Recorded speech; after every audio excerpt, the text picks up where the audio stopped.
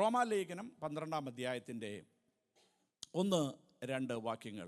സഹോദരന്മാരെ, ഞാൻ ദൈവത്തിൻ്റെ മനസ്സലിവ് ഓർപ്പിച്ച് അവിടെ നിന്ന് നമുക്കൊന്ന് പോകാം. റോമാലേഖനം നിങ്ങൾ പഠിക്കണം, വായിക്കണം.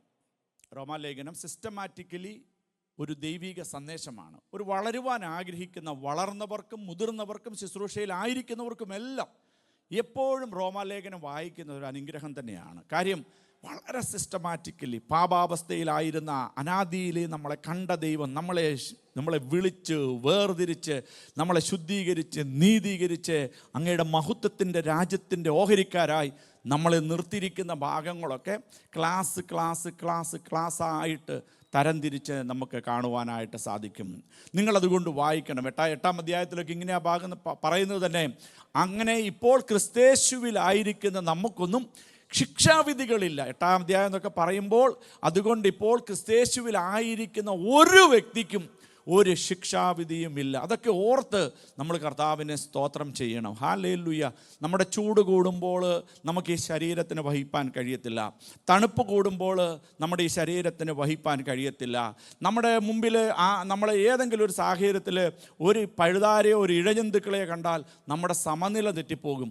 അങ്ങനെയാണെങ്കിൽ കർത്താവിനോട് പറയണം, കെടാത്ത തീയും ചാവാത്ത പുഴുക്കളുമുള്ള ഒരു നിത്യനരകത്തിലേക്കായിരുന്നു എൻ്റെ യാത്ര. അവിടെ നിന്ന് ക്രിസ്തുവിൻ്റെ സ്നേഹത്താൽ എന്നെ പിടിച്ച് എനിക്കൊരു യൂടേൺ നൽകി യേശുവിനോടുകൂടെയുള്ള ഒരു നിത്യതയ്ക്കായി എന്നെ ഒരുക്കിയിരിക്കുന്നതോർത്ത് സന്തോഷത്തിൻ്റെ പ്രതീകമെന്നുള്ള നിലയിൽ കരങ്ങളെ തട്ടിക്കൊണ്ട് പറ, എൻ്റെ കർത്താവ് എന്നെ കണ്ടു തിരഞ്ഞെടുത്ത് നിത്യതയ്ക്കായി എന്നെ ഒരുക്കിയതിനായി സ്തോത്രം. ഹല്ലേലൂയ, സ്തോത്രം. 12-ാം അധ്യായത്തിൽ ഇങ്ങനെയാണ് പറയുന്നത്, സഹോദരന്മാരെ, ഞാൻ ദൈവത്തിൻ്റെ മനസ്സലിവ് ഓർപ്പിച്ച് നിങ്ങളെ പ്രബോധിപ്പിക്കുന്നത്. അപ്പം ദൈവത്തിൻ്റെ മനസ്സലിവ് പൗലോസ് അപ്പോസ്തലൻ കണ്ടു, അല്ലേ? ദൈവത്തിൻ്റെ മനസ്സലിവ് ഓർപ്പിച്ചു.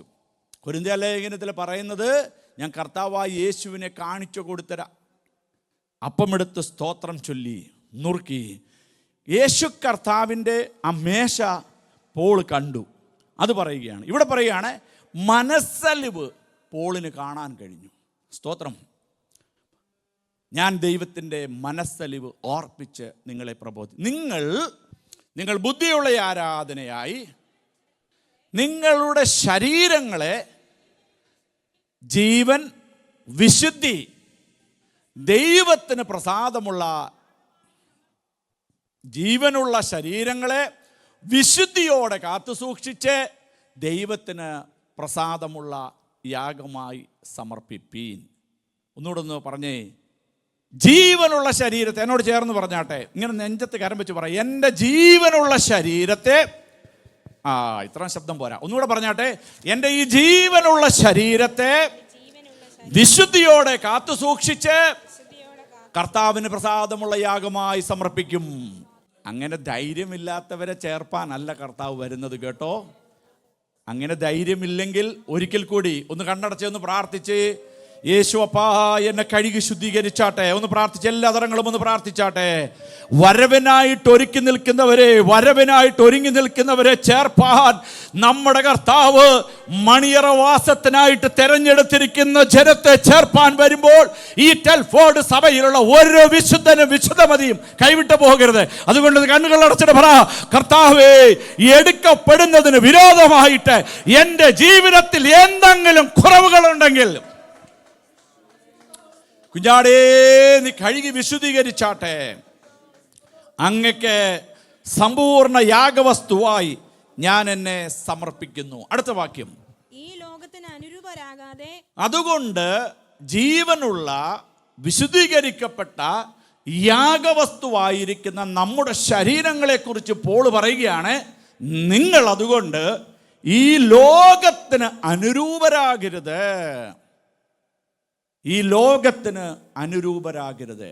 ലോകമോഹം ദൈവത്തിൻ്റെ ആത്മാവിൻ്റെ പ്രവൃത്തിക്ക് വിപരീതമാണ്. ലോകമോഹം ദൈവസ്നേഹത്തിന് വിപരീതമാണ്. ഒരുത്തൻ ലോകത്തെ സ്നേഹിക്കുന്നുവെങ്കിൽ അവനിൽ പിതാവിൻ്റെ സ്നേഹം ഇല്ല. നമ്മളിത് അറിയണം. നമ്മുടെ പ്രശ്നങ്ങൾ മുഴുവൻ ഈ ലോകത്തിൻ്റെ അധീനതയിൽ കിടക്കുന്ന വിഷയങ്ങളുടെ മേൽ നമ്മൾ ഉപവസിച്ച് പ്രാർത്ഥിച്ച് ലഭ്യമാകാതിരിക്കുമ്പോൾ മനസ്സ് തകർന്നു കുഴഞ്ഞ് നമ്മൾ പോവുകയാണ്. ജീവനുള്ള വിശുദ്ധിയുള്ള യാഗവസ്തുവായി ദൈവത്തിൻ്റെ സന്നിധിയിൽ സമർപ്പിക്കപ്പെട്ട ദൈവമക്കളെക്കുറിച്ച് പോൾ പറയുകയാണ്, അതുകൊണ്ട് നിങ്ങൾ ഈ ലോകത്തിന് അനുരൂപരാകാതെ നന്മയും പ്രസാദവും പൂർണ്ണതയുമുള്ള ദൈവഹിതം ഇന്നതെന്ന് തിരിച്ചറിഞ്ഞ് മനസ്സ് പുതുക്കി രൂപാന്തരപ്പെടുവീൻ. സ്തോത്രം അല്ലേ. നമുക്ക് മറ്റുള്ള ഇപ്പം നിങ്ങളുടെ മനസ്സുകളിലൂടെ അനേകരുടെ പിക്ചറുകൾ വന്നു പോയിട്ടുണ്ടായിരിക്കാം. ചിലപ്പോൾ ഇന്ന് സഭായോഗത്തിന് വരാത്തവരെ കുറിച്ചായിരിക്കാം, ചിലപ്പോൾ നമ്മളെ ഉപദ്രവിച്ചവരെ കുറിച്ചായിരിക്കാം, അവരോടുള്ള ദൂതാണെന്നായിരിക്കും ചിന്തിക്കുന്നത്. എന്നാൽ അവരോടല്ല, ഇത് വിശുദ്ധ സത്യസഭയോടുള്ള ദൈവത്തിൻ്റെ ദൂത്. പോൾ പറയുകയാണ്, ഞാൻ ദൈവത്തിൻ്റെ മനസ്സലിവ് നിങ്ങളെ ഒന്ന് ഓർമ്മിപ്പിക്കുകയാണെന്ന്. ദൈവത്തിൻ്റെ ഹൃദയത്തിൽ ദൈവസഭയെക്കുറിച്ച് ദൈവമക്കളെക്കുറിച്ചുള്ള ദൈവത്തിൻ്റെ ആ മനസ്സിലുള്ള മനസ്സലിവ് ഞാൻ നിങ്ങളെ ഒന്ന് ഓർമ്മിപ്പിക്കുകയാണെന്ന്. സ്തോത്രം. അവിടെ നമുക്ക് വേണ്ടത് നന്മ വേണം, പ്രസാദകരമായ നിലയിൽ ജീവിക്കണം, പൂർണ്ണതയുമുള്ള ആ ദൈവഹിതം. അപ്പം നന്മ ദൈവം നൽകും. നന്മ ദൈവം എത്ര വെച്ചേ ഉള്ളൂ? നന്മ ദൈവം ഒന്ന് പറഞ്ഞേ, ശബ്ദം ഉയർത്തി. എൻ്റെ ദൈവം എൻ്റെ നന്മയ്ക്കായി സകലം ചെയ്യും. നന്മ ദൈവം ഒന്ന് ശബ്ദം ഉയർത്തി. നന്മ ദൈവം മുഴുവൻ പേര് ഒരുമിച്ച് പറഞ്ഞേ, നന്മ നമ്മളുടെ ദൈവം നൽകും, പ്രസാദം നമ്മളുടെ ദൈവം നൽകും. പറഞ്ഞേ, പ്രസാദം നൽകും. നമുക്കല്ല, ഇത് ആർക്കാ? സ്തോത്രം. നമുക്കല്ലെങ്കിൽ ഇത് ആർക്കാ ലഭ്യമാകുന്നത്? അപ്പം നന്മകളാൽ നമ്മളെ നിറയ്ക്കും ദൈവം, സമാധാനത്താൽ നമ്മളെ ദൈവം നിറയ്ക്കും. ഒരാമീൻ പറഞ്ഞാട്ടെ. പ്രസാദങ്ങൾ നമ്മുടെ ജീവിതത്തിൽ നമ്മുടെ ദൈവം നൽകും. പൂർണ്ണതയുമുള്ള ദൈവഹിതം ഇന്നതെന്ന് തിരിച്ചറിയേണ്ടതിന് പോൾ പറയുകയാണ്, ഈ ലെവലിലുള്ള ഉഴപ്പിയുള്ള ആരാധന അല്ലെങ്കിൽ സ്തോത്രം പറച്ചിലെ നമ്മുടെ സമർപ്പണങ്ങൾ പോരാ. നിങ്ങളോട് ആരോടും അല്ലെങ്കിൽ ഇത് എന്നോടുള്ളൊരു ദൂത. സ്തോത്രം, സ്തോത്രം, ഹല്ലേലൂയ. പോൾ പറയുകയാണ്, അതുകൊണ്ട് ബിജു ചെറിയാനെ, നീ മനസ്സ് പുതുക്കി രൂപാന്തരപ്പെട്ടില്ലെങ്കിൽ നിന്റെ കാര്യം വലിയ കഷ്ടത്തിലാണെന്ന്. സ്തോത്രം. മനസ്സ് പുതുക്കി നമ്മൾ രൂപാന്തരപ്പെടണം. ഹല്ലേലൂയ. സ്തോത്രം, സ്തോത്രം, സ്തോത്രം. മനസ്സ് പുതുക്കി നമ്മൾ രൂപാന്തരപ്പെടണം. ഇന്ന് പകലിൽ പറയണം, നമ്മുടെ കോപങ്ങളും പകയും ദേഷ്യവും നിലനിൽക്കെ നമ്മൾ 21 ഉപവസിച്ചു. നമ്മുടെ ദേഷ്യവും പകയും പിണക്കവും ഈർച്ചയും നിലനിൽക്കെ നമ്മൾ 7 ദിവസം സമ്പൂർണ്ണമായിട്ട് ഉപവസിച്ചു. നമ്മൾക്ക് ആ വ്യക്തികളോട്, ജനങ്ങളോട്, ചിലരോടുള്ള ദേഷ്യത്തിൻ്റെ ആ പിരിമുറുക്കത്തിൽ നമ്മൾ ദൈവത്തിൻ്റെ സന്നിധിയിൽ കരങ്ങളെ അടിച്ച് ആരാധിച്ചു. ദൈവകോപത്തിൻ്റെ ദൈവമക്കളെ നിങ്ങൾ ഇരയായിത്തീരരുത്.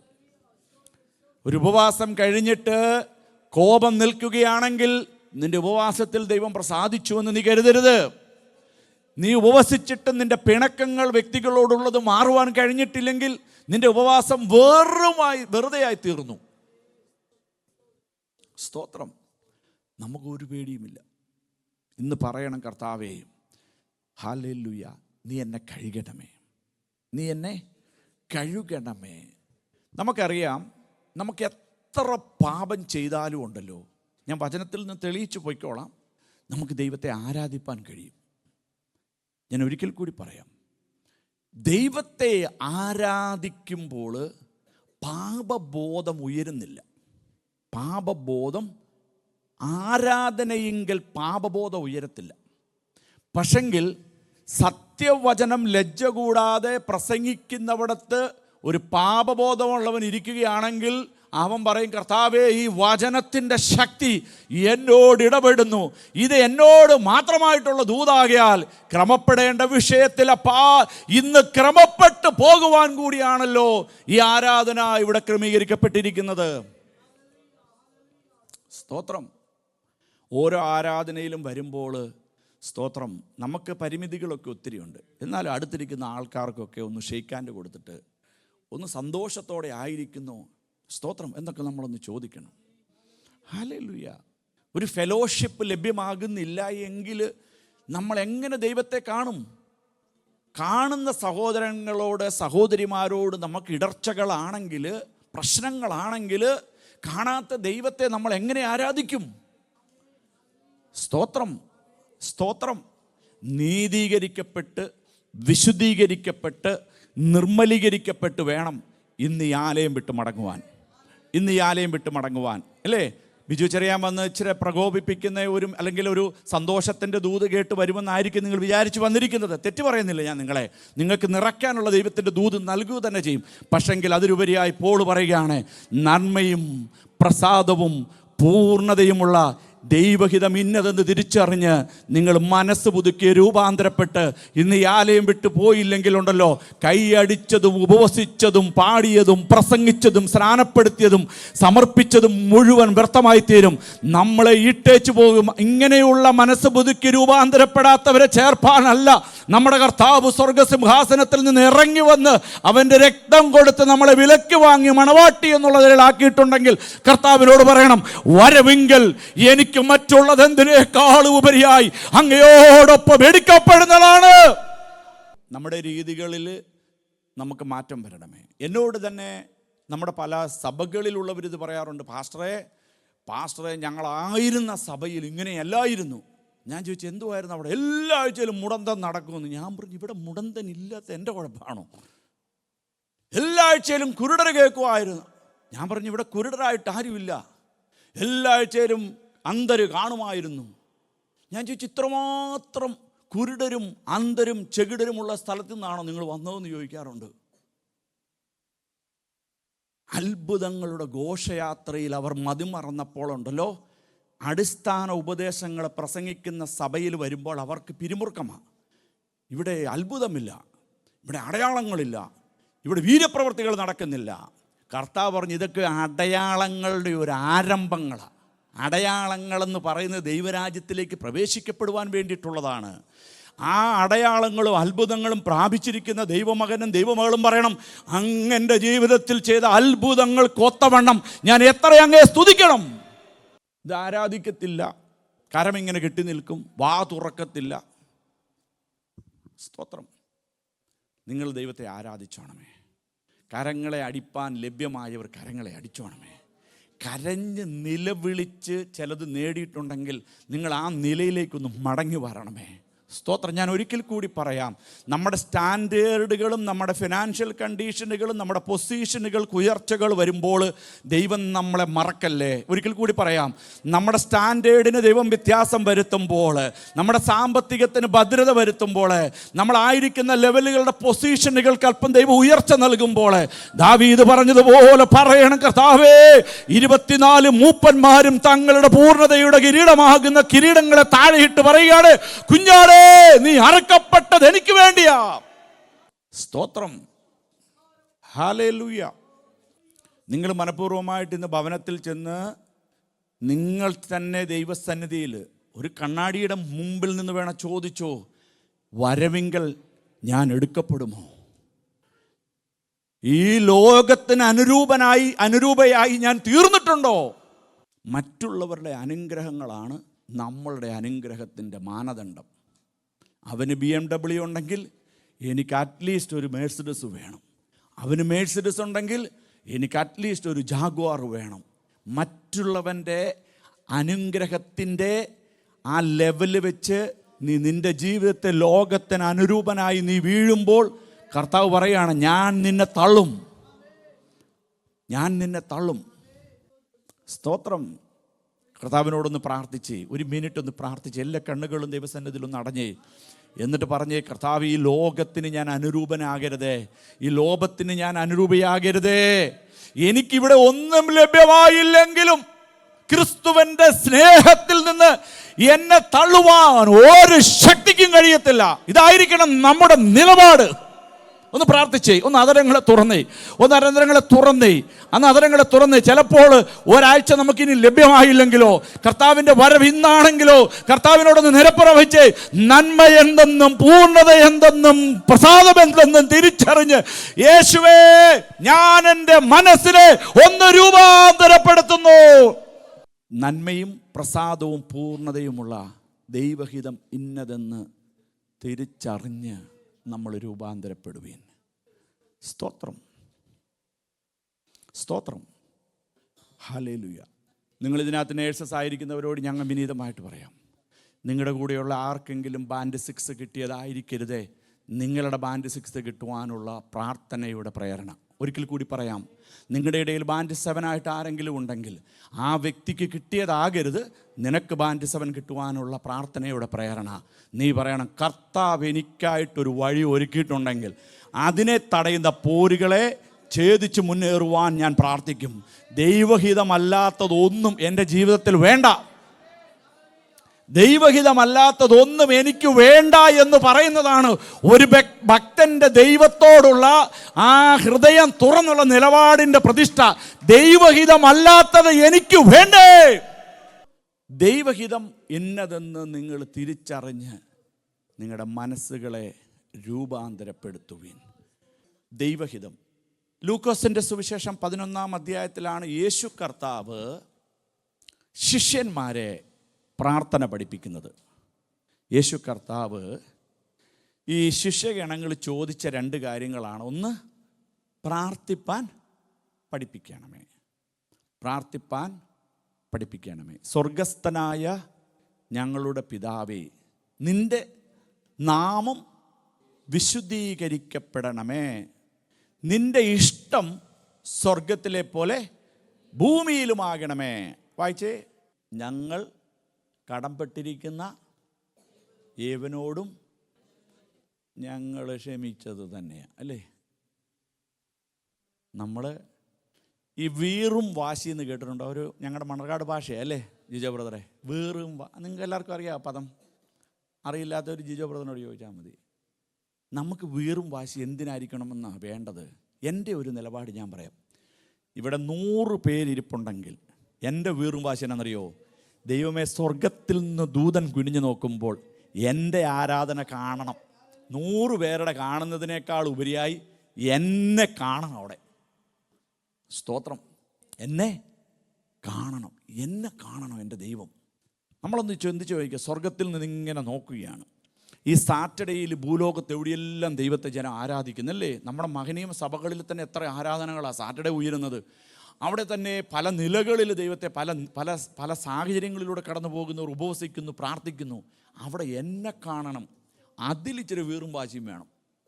അതിലിച്ചിരി വീറും വാശിയോടും കൂടി ആരും കരം അടിച്ചില്ലെങ്കിലും പ്രാർത്ഥിക്കണം, ഇന്ന് എൻ്റെ കരത്തെ വിടുവിക്കണമേ. ബന്ധിക്കപ്പെട്ടു പോവുകയാണ് നമ്മൾ. ദൈവമക്കളെ, ഞാൻ വളരെ ദുഃഖത്തോട് പറയുകയാണ്, ബന്ധിക്കപ്പെട്ടു പോകുകയാണ് നമ്മൾ. കരമടിക്കാൻ പറ്റത്തില്ല. ഭാര്യ എന്നാ വിചാരിക്കും? ഭർത്ത എടാ, ഭാര്യയെ നിനക്ക് നൽകിയത് നിന്റെ കരയടി ദൈവം കണ്ടതുകൊണ്ടാ. സ്തോത്രം, ഹല്ലേലൂയ, ഹല്ലേലൂയ, സ്തോത്രം. അതുകൊണ്ട് കരയാൻ പ്രേരണ ദൈവം നൽകുമ്പോൾ കരഞ്ഞോണം. നിലവിളിക്കണമെങ്കിൽ കർത്താവിൻ്റെ സന്നിധിയിൽ നിലവിളിച്ചു. അനുതാപത്തോടെ ദൈവസന്നിധിയിൽ ഒന്ന് മുട്ടുമടക്കി ഇരിക്കണമോ? ഇരുന്നോ? വിടുതലും കൊണ്ടേ മടങ്ങാവുള്ളൂ. എന്നിട്ട് പറയണം, ചില പ്രതിസന്ധികൾ എന്നെ ഭരിക്കുന്നുണ്ടായിരുന്നു, ചില പ്രതികൂലങ്ങൾ എനിക്കെതിരെ ചോദ്യചിഹ്നമായിട്ട് ഉയർന്നിരുന്നു. എൻ്റെ മനസ്സിൽ പോലും ചില പ്രശ്നങ്ങളിലൂടെ ഞാൻ കടന്നുപോയിക്കൊണ്ടിരുന്നത്. ദൈവം എന്നോടെന്താ ഇങ്ങനെ മാറി നിൽക്കുന്നുള്ള ചിന്താഭാരത്താലാണ് ഞാൻ വന്നത്. എന്നാൽ ഇന്ന് ആലയം വിട്ട് മടങ്ങുമ്പോൾ നന്മയും പ്രസാദവും പൂർണ്ണതയുമുള്ള ദൈവഹിതം ഇന്നതെന്ന് തിരിച്ചറിഞ്ഞ് മടങ്ങുവാൻ എന്നെ സ്വർഗം സഹായിക്കുന്നു. ഞാൻ ലോകത്തിന് അനുരൂപനാകുവാനല്ല. സ്തോത്രം, ഹല്ലേലൂയ. പോൾ പറയുകയാണ്, ലോകത്തിന് അനുരൂപരാകരുത്. ഇവിടെ കർത്താവ് പ്രാർത്ഥന പഠിപ്പിച്ചപ്പോൾ നമ്മുടെ പാപങ്ങളെ നമ്മൾ നമ്മുടെ കടംപെട്ടിരിക്കുന്നവനോട് ഞങ്ങളും ക്ഷമിക്കണമേ. ഈ ഭാഗം നിങ്ങൾ വായിച്ച് കഴിഞ്ഞിട്ട് യേശു കർത്താവ് ഒരു പ്രാക്ടിക്കൽ ഒരു അസൈൻമെൻറ്റ് അവിടെ പറയുന്നുണ്ട്, അല്ലേ? ഞങ്ങൾ കടപ്പെട്ടിരിക്കുന്ന ഏവനോട് ഞങ്ങളോട് ക്ഷമിക്കും, ഞങ്ങളെ പരീക്ഷയിൽ കടത്തരുതേ, ദുഷ്ടങ്കിൽ നിന്ന് ഞങ്ങളെ വിടിവിക്കണമേ. അപ്പോൾ പരീക്ഷകൾ എന്നുള്ളതിൻ്റെ അർത്ഥമാണ് അടുത്ത ഇട്ട മക്കളെ. പിന്നെ അവർ നിങ്ങളിൽ, ഇതാണ് പ്രാക്ടിക്കൽ അസൈൻമെൻറ്റ്. ഒരു വ്യക്തിയോട് വന്ന് 3 അപ്പം വായ്പ തരണമേ എന്ന് ചോദിക്കുന്നൊരു ഭാഗമാണ്. തനിക്ക് വേണ്ടിയിട്ടല്ലിത്, തനിക്ക് വേണ്ടിയിട്ട് അല്ല.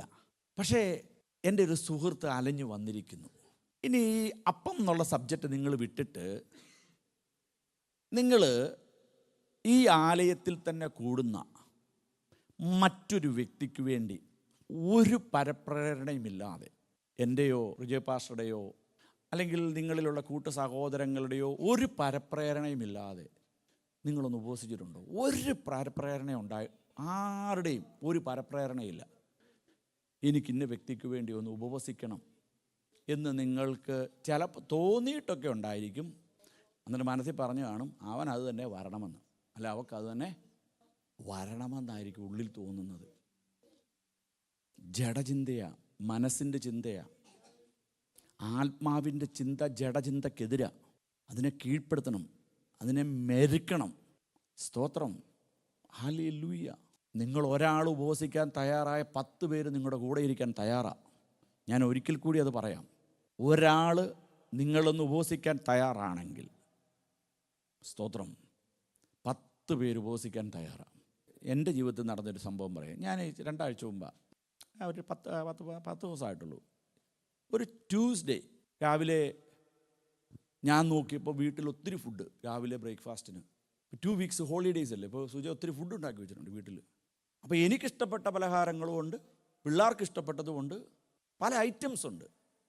ഞാനിത് എടുത്ത് കുഞ്ഞുങ്ങൾക്ക് കൊടുത്തപ്പോൾ ഒരു പ്രേരണ ഞാൻ ചെയ്തത് കൊണ്ട് പറയുമല്ല, അതിൽ നടന്ന ഒരു കാര്യം ഞാൻ പറയാനാണ്. ഒന്ന് ഉപവസിച്ചേക്കാം. അപ്പം ഞാൻ ഈ ഫുഡ് ചൂടാക്കുകയും ചെയ്തു കഴിക്കാൻ. അപ്പോൾ ഈ പിള്ളേർ ഇത് അത്രയ്ക്ക് താല്പര്യമില്ലാത്ത ഒരു ആഹാരമാണ് ചൂടാക്കിയത്. അവരോട് ഞാൻ പറഞ്ഞു, ഓക്കെ പപ്പ കഴിക്കുന്നില്ലത്. ഞാൻ പറഞ്ഞു ഓക്കെ എന്ന് പറഞ്ഞു, ഞാൻ കഴിച്ചോളാം. ഞാൻ എന്നിട്ട് എന്താ ദൈവാത്മാവ് ഇടപെടുന്നത്, ഇനി കർത്താവിന് എന്തെങ്കിലും സംസാരിക്കാനുണ്ട്. ഞാൻ അന്നേരം ഈ എൻ്റെ ബെഡ്റൂമിൽ പോയി അവിടെ അല്പസമയം ഞാനിങ്ങനെ വചനമൊക്കെ ധ്യാനിച്ചു. എന്നിട്ട് ഞാൻ തീരുമാനിച്ചു, ഏതായാലും ഇന്ന് അങ്ങ് ഉപവസിക്കാം. ചൊവ്വ ബുധൻ വ്യാഴം ഞാനിങ്ങനെ ഉപവസിച്ചേ 3 ദിവസം ഉപവസിപ്പാൻ ഒരു കൃപ കർത്താവ് നൽകി. അപ്പം ഞാൻ വെറുതെ ഇരുന്നപ്പോൾ, ഞാൻ ഉച്ചയായപ്പോൾ ഒരാൾക്ക് വേണ്ടി എനിക്കൊന്ന് പ്രാർത്ഥിക്കണമെന്ന് തോന്നി. രാവിലത്തെ എൻ്റെ ആ പ്രാർത്ഥനാ സെഷൻ കഴിഞ്ഞപ്പോൾ എനിക്ക് ഒരാൾക്ക് വേണ്ടി പ്രാർത്ഥിക്കണമെന്ന് തോന്നി. അപ്പം ന്യായമായിട്ടും ഞാൻ ചിന്തിക്കും, ആ വ്യക്തിക്ക് ഡ്യൂട്ടി ആണല്ലോ, കാര്യം മൺഡേ ടു ഫ്രൈഡേ ഡ്യൂട്ടി ചെയ്യുന്ന ആളാണ്, അതെനിക്കറിയാം. എന്നാലും ഞാൻ ചിന്തിച്ചു, ഒന്ന് വിളിച്ചിട്ട് കിട്ടുന്നില്ലെങ്കിൽ ഒരു വോയിസ് ക്ലിപ്പ്, ഒരു വോയിസ് മെസ്സേജായിട്ട് പ്രാർത്ഥനയായിട്ട് ഇടാം. വിളിച്ചപ്പോൾ ആ വ്യക്തിയെ കിട്ടി. അപ്പോൾ എന്നോട് പറയുക, ഞാൻ വളരെ ഭാരത്തിലൂടെ കടന്നു പോകുക, പാസ്റ്റർ എനിക്ക് വേണ്ടി ഒന്ന് പ്രാർത്ഥിക്കാൻ, എനിക്ക് ഉപവസിപ്പാൻ ഒരു പ്രേരണയുണ്ട്, എന്നോട് ഇങ്ങോട്ട് പറയുക. ഞാൻ പറഞ്ഞു ഉപവസിച്ചോളാൻ പറഞ്ഞു. ആരും കൂട്ടില്ലെന്ന്. ഞാൻ പറഞ്ഞു ഞാനും കൂട്ടിരിക്കാമെന്ന് പറഞ്ഞു. ഞങ്ങൾ 2 വീടുകളിലാണ്, 10-60 മൈൽ വ്യത്യാസത്തിലാണ്. പക്ഷേ ആ സഹോദരി എന്നോടുകൂടെ 3 ദിവസം ഇരുന്നു. ഞങ്ങൾ 3 പേരും കണ്ടിട്ടില്ല അന്നേരം ഒന്നും. ഞാൻ പറഞ്ഞത്, നീ ഉപവസിക്കാൻ തയ്യാറാണെങ്കിൽ എവിടെയോ ചിലരെ ദൈവം എഴുന്നേൽപ്പിക്കും. പത്രോസ് വെൺമാടത്തിൽ പ്രാർത്ഥിക്കാൻ കയറിയപ്പോൾ കൊർന്നല്യോസിൻ്റെ ഭവനത്തിൽ നിന്ന് ആൾക്കാരെ വിട്ടു. കൊർന്നല്യോസ്, നിങ്ങളിത് അറിയണമേ, നമുക്ക് വേണ്ടി ചിലത് ഒരുങ്ങണമെങ്കിൽ, നമ്മുടെ മാർവിടത്തിൽ തന്നെ ചില പ്രാർത്ഥനകളുടെ മറുപടികളെ മടങ്ങി വരണമെങ്കിൽ നീ വീണ്ടും മുട്ടുമടക്കണം. നിങ്ങളൊന്ന് ചിന്തിച്ചു നോക്കിയേ. യുണൈറ്റഡ് കിങ്ഡത്തിന് വരാൻ വേണ്ടി നിങ്ങൾ പ്രാർത്ഥിച്ചു, ദൈവാഹിതം അതിൽ വെളിപ്പെട്ടു, അതിൻ്റെ പ്രോസസ്സിങ്ങുകളെല്ലാം കഴിഞ്ഞു. ആ COS കിട്ടാൻ ഒന്ന് വൈകിയപ്പോൾ ഭക്തൻ തൻ്റെ നിലപാട് കർത്താവിൻ്റെ സന്നിധിയിൽ വെളിപ്പെടുത്തി, മുട്ടയിരുന്നു, കരഞ്ഞു, പ്രാർത്ഥിച്ചു, അല്ലേ? ഈ പ്രാർത്ഥനയാണ് നിന്നിൽ നിന്നും എന്നിൽ നിന്നും മാറാതെ കർത്താവ് ആഗ്രഹിക്കുന്നത്. അതുകൊണ്ട് പൊസിഷൻ മാറുമ്പോഴും സ്റ്റാൻഡേർഡ് മാറുമ്പോഴും സാമ്പത്തിക ഭദ്രത വരുമ്പോഴും നമ്മളെ കൊണ്ടുവന്ന വഴികളെ നിങ്ങൾ മറക്കരുത്. നമ്മളെ എവിടെ നിന്ന് ഇറക്കി എന്നുള്ളത് നമ്മൾ മറക്കരുത്. ആ നിലയിലേക്ക് നമ്മൾ മടങ്ങി വരുവാണെങ്കിൽ ഈ പ്രോസ്പറിൻ്റെ അടുത്ത ലെവലിലേക്ക് ദൈവം കയറ്റും.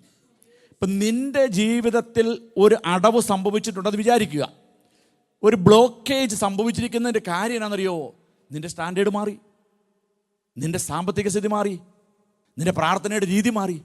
കർത്താവിന് വേണ്ടത് പഴയ ബിജു ചെറിയാനെയാണ്. നീ മുട്ടുമടക്കി അവിടെ അട്ടയെപ്പോലെ ഉരുണ്ട ഒരു സമയമുണ്ടല്ലോ, നീ ആ നിലയിലേക്കൊന്ന് മടങ്ങി വരാമെങ്കിൽ ഇന്നുള്ള ലെവലിൽ നിന്ന് അടുത്ത ലെവലിലേക്ക് ഞാൻ മാറ്റാം. എനിക്ക് നിന്നിൽ നിന്ന് വേണ്ടത് മറ്റുള്ള വ്യക്തികളുടെ ആരാധനയുടെ രീതിയല്ല. നീ ഏത് നിലപാട് അന്ന് സ്വീകരിച്ചോ അതിലേക്ക് നിനക്ക് മടങ്ങി വരുവാൻ കഴിയുമോ? അങ്ങനെയാണെങ്കിൽ നിന്റെ സ്ഥിതികൾക്ക് ഞാൻ മാറ്റം വരുത്തും. ഇയ്യോബിനെ കുറിച്ച് തുടക്കത്തിൽ പറയുന്നുണ്ട്, അവൻ മാന്യനായിരുന്നുവെന്ന്, അവൻ പ്രാർത്ഥനക്കാരനായിരുന്നുവെന്ന്. തീരുമ്പോൾ എങ്ങനെയാണെന്നറിയോ? ഇയ്യോബ് തൻ്റെ സഹോദരങ്ങൾക്ക് വേണ്ടി ഇടിവിൽ നിന്ന് പ്രാർത്ഥിച്ചു. ഇടിവിൽ നിന്ന് പ്രാർത്ഥിച്ചപ്പോൾ അവൻ്റെ സ്ഥിതികൾക്ക് ദൈവം മാറ്റം വരുത്തിയെങ്കിൽ ഇന്ന് ആത്മനിറവിൽ എന്നോടാണ് ഈ ദൂതെന്ന് കേൾക്കുന്ന ദൈവമക്കൾ പറ, കർത്താവ് എവിടെയൊക്കെയോ മൂല്യച്യുതികൾ എൻ്റെ ജീവിതത്തിൽ സംഭവിച്ചോ. കൊലോസ്യർക്ക് എഴുതിയ ലേഖനത്തിൻ്റെ 4:12 കൂടെ വായിക്കാം. നിങ്ങളിൽ ഒരുത്തനായി ക്രിസ്തുയേശുവിന്റെ ദാസനായ എപ്പിഫ്രാസ് നിങ്ങളെ വന്ദനം ചെയ്യുന്നു. നിങ്ങൾ തികഞ്ഞവരും ദൈവഹിതം സംബന്ധിച്ചൊക്കെയും പൂർണ്ണ നിശ്ചയമുള്ളവരായി നിൽക്കേണ്ടതിന് അവൻ പ്രാർത്ഥനയിൽ നിങ്ങൾക്ക് വേണ്ടി എപ്പോഴും പോരാടുന്നു. നിങ്ങൾ ഈ പോളിൻ്റെ മനസ്സൊന്ന് കാണണമേ, അല്ലേ ചാ? പോൾ പറയുകയാണ് നന്മയും, ആദ്യം പറയുകയാണ്, ഞാൻ നിങ്ങളോട് ഒരു സൂത്രം പറയാം, നമ്മുടെ ടിപ്പിക്കൽ ഭാഷയിൽ പറയാം. ദൈവമക്കളെ, മഹനീയം ടെൽഫോർഡിലായിരിക്കുന്ന ദൈവമക്കളെ, ഞാൻ നിങ്ങളോട് ഒരു കാര്യം പറയാം. ഞാൻ ദൈവത്തിങ്കിൽ നിന്ന് ഒരു ദർശനം കിട്ടി എനിക്ക് ഇന്നലെ രാത്രിയിൽ. അത് നിങ്ങളോട് വെളിപ്പെടുത്താം. അതെന്താണെന്ന് വെച്ചാൽ ഇതാണ്: നിങ്ങൾ നന്മയുള്ളവരാകണം, നിങ്ങൾ പ്രസാദമുള്ളവരാകണം, നിങ്ങൾ ദൈവഹിതം സംബന്ധിച്ചൊക്കെയും പൂർണ്ണതയുള്ളവരായി തീരണം. നിങ്ങൾ ജീവനും വിശുദ്ധിയും ഉള്ള യാഗവസ്തുവായി നിങ്ങളെ തന്നെ ദൈവത്തിന് സമർപ്പിക്കണം. നിങ്ങൾ ഈ ലോകത്തിൽ അനുരൂപരായി പോകല്ലേ, ലോകമോഹങ്ങൾ നിങ്ങളെ കീഴ്പ്പെടുത്തല്ലേ. നിങ്ങളെ തന്നെ സമർപ്പിച്ച് കഴിയുമ്പോഴുണ്ടല്ലോ, ദൈവം നിങ്ങളുടെ ജീവിതത്തിൽ ഒരു സമ്പൂർണ്ണ വ്യതിയാനം വരുത്തും. ജീവിക്കുന്ന യാഗവസ്തുക്കൾ, നമ്മൾ ജീവിക്കുന്ന യാഗവസ്തുവാണ്. നമ്മൾ കർത്താവിന് വേണ്ടി വേർതിരിക്കപ്പെട്ട ഒരു കൂട്ടമാണ് നമ്മൾ. ഇതെപ്പോഴും നമ്മൾ പറയണം. നമ്മൾ ഈ കുഞ്ഞുങ്ങളുടെ ഡെഡിക്കേഷനൊക്കെ നമ്മൾ പറയാറുണ്ട്, വി ആർ സെപ്പറേറ്റിംഗ് ഇന്നയാളെ for a purpose of God. ദൈവത്തിൻ്റെ ഒരു പർപ്പസിന് വേണ്ടി ഈ കുഞ്ഞുങ്ങളെ മാറ്റിവെക്കുന്നു. ആ പർപ്പസ് എന്നതാണെന്ന് ചോദിച്ചാൽ, നന്മയുണ്ടാകണം, പൂർണ്ണതയുണ്ടാകണം, ദൈവഹിതം സംബന്ധിച്ചൊക്കെയും പൂർണ്ണ നിശ്ചയമുള്ളവരാകണം, ലോകത്തിന് അനുരൂപരാകരുതേ, ദൈവപ്രസാദമുള്ളവരായി അവരിലൂടെ സംസാരിക്കുന്നവർ യേശുക്രിസ്തുവിനെ കാണുവാൻ ഇടയായി തീരണം. സ്തോത്രം. ഒന്ന് കരം ഉയർത്തി, വലതുകരം എല്ലാവരും ഒന്ന് ഉയർത്തി സ്തോത്രം ചെയ്തേ. മക്കളെ, ആണുങ്ങൾ, ആൺപിള്ളേരെല്ലാം ഒന്ന് കരം ഉയർത്തിക്കേ. സ്തോത്രം. അപ്പം നിങ്ങൾ ചോദിക്കും, കർത്താവിൻ്റെ ദാസനെ, ഈ ഭൂമിയിൽ ജീവിക്കുമ്പോൾ ഞങ്ങൾക്ക് അനുഗ്രഹങ്ങൾ വേണ്ടേ?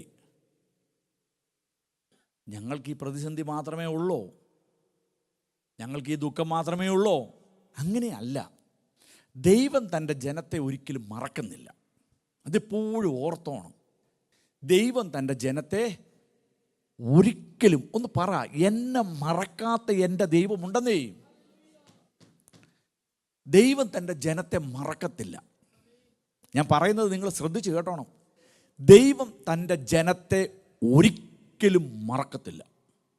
ദൈവം തൻ്റെ ജനത്തെ മറക്കുന്നില്ല. അവർക്ക് വേണ്ടത് എല്ലാം കൊടുക്കും. അപ്പം ന്യായമായിട്ട് നിങ്ങളുടെ ഉള്ളങ്ങളിലൂടെ വന്ന ഒരു ചോദ്യം ചിഹ്നമായിട്ട് ഇട്ടിട്ട് ഞാൻ മുമ്പോട്ട് പോകാം. അപ്പോൾ എന്നിലെ കുറവുകളൊക്കെ കണ്ടിട്ടും, എന്നിലെ ഇണക്കപ്പിണക്കങ്ങളൊക്കെ കണ്ടിട്ടും, ഞാൻ ഈ ലോകത്തിന് അനുരൂപനായി ജീവിച്ചിട്ടും എനിക്ക് അനുഗ്രഹത്തിന് കുറവുകളൊന്നും ഇല്ലല്ലോ എന്ന് എവിടെയോ ഒരു ചിന്ത വരത്തില്ലേ ഉള്ളിൽ? സ്തോത്രം, സ്തോത്രം, സ്തോത്രം. അല്ലേ അച്ഛാ? എൻ്റെ ജീവിതത്തിലെ കുഴപ്പങ്ങൾ നിലനിൽക്കെ തന്നെ എന്നെ അനുഗ്രഹിക്കുന്ന ഒരു ദൈവം. അതെന്താണെന്നൂടെ ഞാൻ പറഞ്ഞിട്ട് ഈ ഭാഗത്തിന് മുമ്പോട്ട് വരാം. ഇസ്രായേൽ മക്കളെ ദൈവം വിടുവിക്കുക. വിടുവിച്ച ദൈവം ഒരു രാത്രിയിൽ അവരെ വിടുവിക്കുന്നു. അവർ യാത്ര ചെയ്യുന്നു. അപ്പോൾ അവിടെ വിടുവിക്കപ്പെടുവാൻ വേണ്ടിയിട്ട് ഉപയോഗിക്കപ്പെട്ട മോശയോട് ചെന്ന് ദൈവം പറയുന്ന ഒരു പദം പറയണമേ. ആ ജനത്തിൻ്റെ, എൻ്റെ ജനത്തിൻ്റെ, ആരുടെയാ? എൻ്റെ ജനത്തിൻ്റെ നിലവിളി. അപ്പം ദൈവം തൻ്റെ ജനത്തെ മറക്കുന്നില്ല. അവിടെ ചിലപ്പോൾ 10-20 വർഷമായിട്ട് പ്രാർത്ഥിക്കുന്ന വിഷയമായിരിക്കാം. 20 വർഷമൊക്കെ ഒരു വിഷയത്തിന് വേണ്ടി പ്രാർത്ഥിക്കുക ആരിലും? നിങ്ങളൊന്ന് ചിന്തിച്ച് നോക്കി. 20 വർഷമൊക്കെ പ്രാർത്ഥിച്ച വിഷയം നിങ്ങളുടെ ജീവിതത്തിൽ ആരുടെയെങ്കിലും ഉണ്ടോ? അങ്ങനെ 20 വർഷമായിട്ട് പ്രാർത്ഥിക്കുകയാണ്, 25 വർഷമായിട്ട് ഞാൻ ഈ വിഷയത്തിൽ പ്രാർത്ഥിക്കുകയാണ്. അബ്രഹാം എത്ര വർഷം പ്രാർത്ഥിച്ചു? വാഗ്ദത്തം കേട്ടിട്ടും 25 വർഷം പ്രാർത്ഥിച്ചു. 25 വർഷം. ഈ ദൂതിൻ്റെ പ്രത്യേകത കേട്ടിട്ടുണ്ടെങ്കിൽ നിങ്ങൾ ആമേൻ പറഞ്ഞോണം. നിങ്ങളോടൊരു ദൂത്, ഒരു സാഹചര്യമില്ലോ നടക്കാൻ. ഈ ദൂതിൻ്റെ പ്രത്യേകത അതാ. ഒരു സാധ്യതയുമില്ല, ഒരു സാധ്യതയുമില്ല. ദൂതിൻ്റെ പ്രത്യേകത അതാണ്. നിങ്ങൾ ഈ പത്രങ്ങളൊക്കെ വായിക്കുന്നവരാണോ? പത്രമൊക്കെ വായിക്കണമേ. ഇംഗ്ലണ്ടിൽ ജീവിക്കുമ്പോൾ നിങ്ങൾ ഇവിടുത്തെ കാര്യങ്ങൾ അറിഞ്ഞില്ലെങ്കിൽ നമ്മുടെ നാട്ടിലെ കാര്യങ്ങളൊക്കെ അറിയണമേ. ഞാൻ മലയാളം പത്രങ്ങളൊക്കെ ഈ സബ്സ്ക്രൈബ് ചെയ്തിട്ടുണ്ട്, വായിക്കുന്ന ആളാണ്. ആനുകാലിക സംഭവങ്ങളൊക്കെ അറിഞ്ഞു പോകണം. ഞാൻ അങ്ങനെ ചിന്തിക്കുന്ന ഒരാളാണ്. അപ്പോൾ കഴിഞ്ഞ ദിവസത്തിൽ ഈ മനോരമയിൽ ഓൺലൈനിൽ നിങ്ങൾക്ക് കിട്ടും, സബ്സ്ക്രൈബ് ചെയ്താൽ മതി. നിങ്ങൾക്ക് അതിന് ഫുൾ ഡീറ്റെയിൽ ന്യൂസുകളെല്ലാം കിട്ടും. ഞാൻ ഒരു ഹെഡിങ് കണ്ടാണ് ഞാനത് വായിച്ചത്. അമേരിക്കയിലുള്ള ശാസ്ത്രജ്ഞർ, ഇനി നിങ്ങൾ എന്നോട് പറയുകയാണ്, ഞാൻ ലിങ്ക് അയച്ചു തരാം.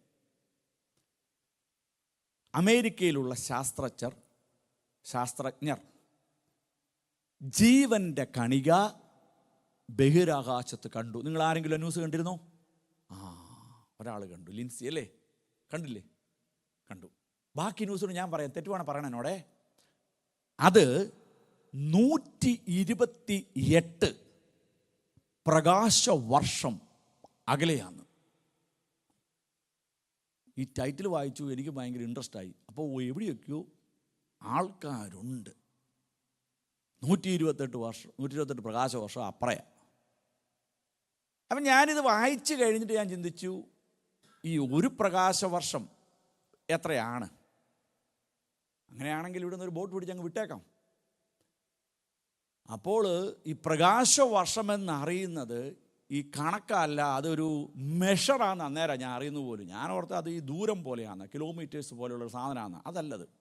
എന്തെല്ലോട്ടെ, അപ്പം ഞാൻ മനസ്സിലാക്കിയെടുത്തോളം ഒരു പ്രകാശവർഷം ഇപ്പോൾ ലഭ്യമായിരിക്കുന്ന ഏറ്റവും ഹൈടെക് ഉപകരണം വെച്ച് യാത്ര ചെയ്താലും 10,000-ൽ പരം വർഷം വേണം ഒരു പ്രകാശവർഷം യാത്ര ചെയ്യാൻ. അപ്പോൾ യേശു ക്രിസ്തു 2000 വർഷം. അപ്പം ഞാൻ ചിന്തിച്ചു, യേശു 2, നോഹ, മോശ, പ്രളയം, ആദാം എല്ലാം കൂടെ ഒരു 6-6.5 വർഷം കൂടിയാണ്. അന്ന് ഏറ്റവും ലഭ്യമായിരിക്കുന്ന ഒരു റോക്കറ്റിൽ ആദാമിനെ കയറ്റി വിട്ടാലും ഇന്നും ആ ജീവൻ്റെ ആ കണികയുള്ളിടത്ത് എത്താൻ പറ്റത്തില്ലായിരുന്നു. അപ്പം ഞാൻ ചിന്തിച്ച്, ഇതറിഞ്ഞിട്ട് എന്നെ എടുക്കാനാ? എൻ്റെ ലൈഫിൽ ഇങ്ങ് നടക്കാൻ പോകണില്ല. എൻ്റെ ലൈഫിൽ ഇത് കേൾക്കുന്നുണ്ടോ? ഞാനിവിടെ ലഭ്യമായിരിക്കുന്ന ഒരു റോക്കറ്റിൽ കയറി ഒരു ഡെസ്റ്റിനേഷനിൽ എത്തിയില്ലെങ്കിൽ പിന്നെ യാത്ര തിരിക്കുന്നതിനാ? അപ്പോൾ അടുത്ത ചിന്ത എന്നിൽ വന്നു, ഈ ഭൂമിയിലുള്ള ഒരു മനുഷ്യനും ആ ജീവൻ്റെ കണികയുള്ളിടത്ത് ഒരിക്കലും എത്താൻ പോണില്ല. പക്ഷേ ഇവർ കണ്ടുപിടിച്ചു. അതിന് ഭൂമിയേക്കാൾ 3 ഇരട്ടി വലിപ്പമുള്ള ഒരു നക്ഷത്രം, അതിന് ചുറ്റും ഒരു ഗ്രഹമുണ്ട്. ഇത്രയും കാര്യങ്ങൾ അവർ കഴിഞ്ഞ ദിവസത്തെ പത്രത്തിൽ വന്നതാണ്, കണ്ടുപിടിക്കപ്പെട്ടിരിക്കുകയാണ്. എന്ത് പ്രയോജനമാണ്? ഒരിക്കലും ഒരു മനുഷ്യൻ ഈ ഭൂമിയിൽ നിന്ന് അവിടെ എത്താൻ പറ്റത്തില്ല. നമ്മളുടെ ലൈഫ് സ്പാൻ എത്രയാ? ഏറിയാൽ 70 പറയണ്ട, ഞങ്ങളൊക്കെ 70 അടുക്കാറായി. ഏറിയാൽ 120, മോശയുടെ പറയാം അല്ലേ?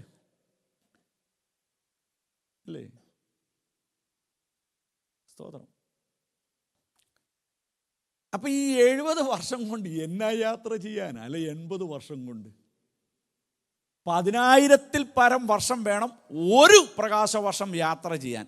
ഇത് എഴുതിയിരിക്കുന്നത് × 128.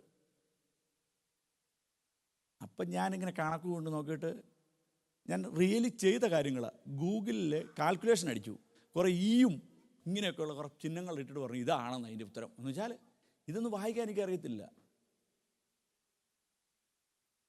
ലിമിറ്റഡ് അല്ലാത്ത ഫിഗറായിപ്പോയി.